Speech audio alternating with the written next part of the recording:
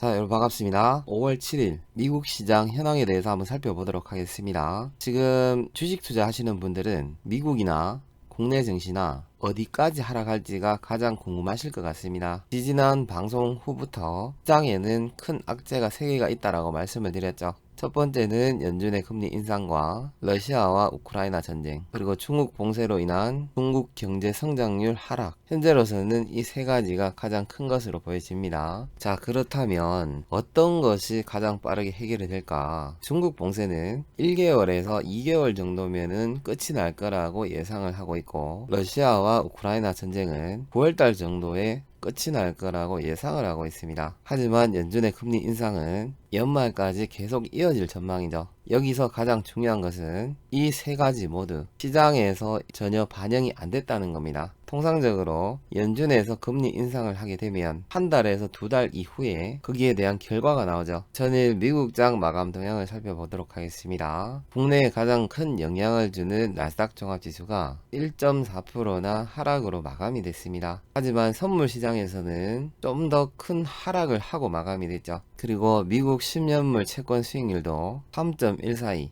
연중 최고가로 마감이 됐습니다. 그리고 비농업 고용지수는 예상치보다 좋게 나왔지만 전체 실업률은 예상치보다 안 좋게 나왔습니다. 5월 FOMC에서 제롬 파월 연준 의장은 0.5%의 금리 인상을 했고 향후 2번 더 0.5%의 금리 인상을 하겠다라는 발표가 있었죠. 시장에서는 불확실성이 해소가 됐다. 실질적으로 해소가 되는 게 없죠. 아직 6월 달에 금리 인상도 남아있기 때문입니다. 제롬 파월 의장은 0.75%의 금리 인상은 고려를 하지 않는다라고 했지만 월가의 대부분 전문가들은 현재의 속도로는 물가 상승률을 못 잡는다라는 발표가 나오고 있습니다. 미국 6월 금리 인상폭 전망치가 0.75포인트를 올리는데 82%가 넘었습니다. 시카고 연은 총재는 연말까지 미국 기준금리가 2.5%까지 인상이 될 것을 예상을 하고 있죠. JP 모건에서도 한국의 기준금리를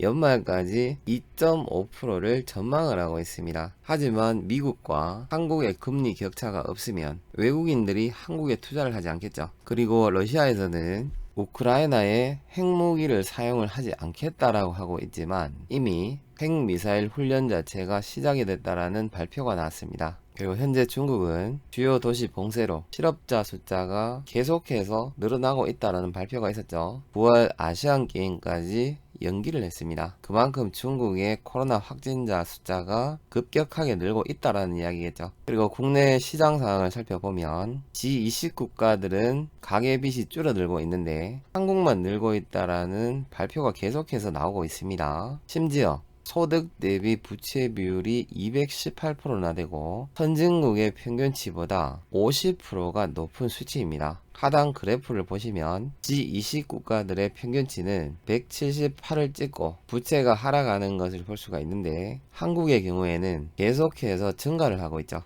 이미 국내는 3월달 물가가 4.1%를 넘어섰고 4월달에는 4.8%를 찍었습니다. 한국경제연구원에 따르면 당분간 한국의 물가 상승률은 4%대를 유지할 거라는 발표가 나왔습니다. 현재 대한민국의 기준금리는 1.5%이기 때문에 이러한 금리로는 물가를 잡을 수가 없습니다. 이러한 부분을 여러분들이 반드시 참고를 하시고 대응을 하셔야 됩니다. 그리고 한 가지 더 큰 문제가 있죠. 원달러 환율이 1270원에서 마감이 됐습니다. 최소한 환율이 1200원 아래로 떨어져야 주가 반등을 기대해 볼 수가 있습니다. 우선 미국 나스닥 차트를 먼저 살펴보도록 하겠습니다. 코로나 바이러스가 한참 유행을 할 때 나스닥 지수는 6631까지 하락을 했었죠. 그 하락한 자리가 60일 이평선이라는 것을 확인을 할 수가 있습니다. 실제로 나스닥 지수는 2010년도 이후에 60일 이평선을 이탈을 하더라도 곧바로 반등이 나왔다는 것을 확인을 할 수가 있고 이후부터는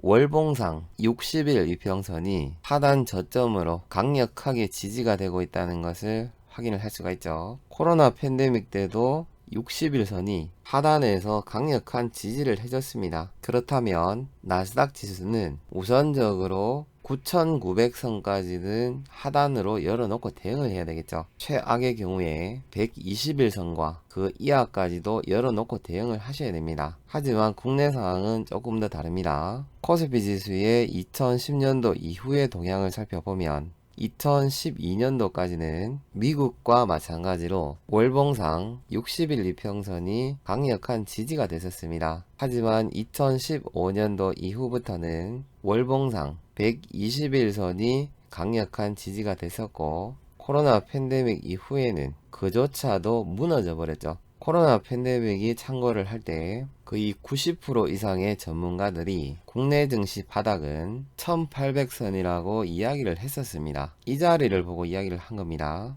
하지만 1800선이 무너져 버리니까 주가는 단 며칠 만에 400포인트 이상이 빠져버렸죠. 자, 그렇다면 여러분들이 다음 주 지켜보셔야 될 게 있습니다. 최근 직전 저점 자리인 2022년 1월 달이었죠. 2591자리가 이탈이 되는지를 정확하게 확인을 하셔야 됩니다. 그리고 만약 코로나 팬데믹 이전까지 돌아간다면 2200선까지도 열어놓고 대응을 하셔야 된다는 겁니다. 이유는 앞에서 설명을 드렸지만 연준의 금리 인상과 러시아와 우크라이나 전쟁, 중국 봉쇄가 끝이 나지도 않았고, 끝이 난다라고 하더라도 여기에 대한 후유증은 아직 시작도 하지 않았기 때문입니다. 오늘 방송은 여기까지 하도록 하고 추후에 더 좋은 방송으로 찾아뵙도록 하겠습니다.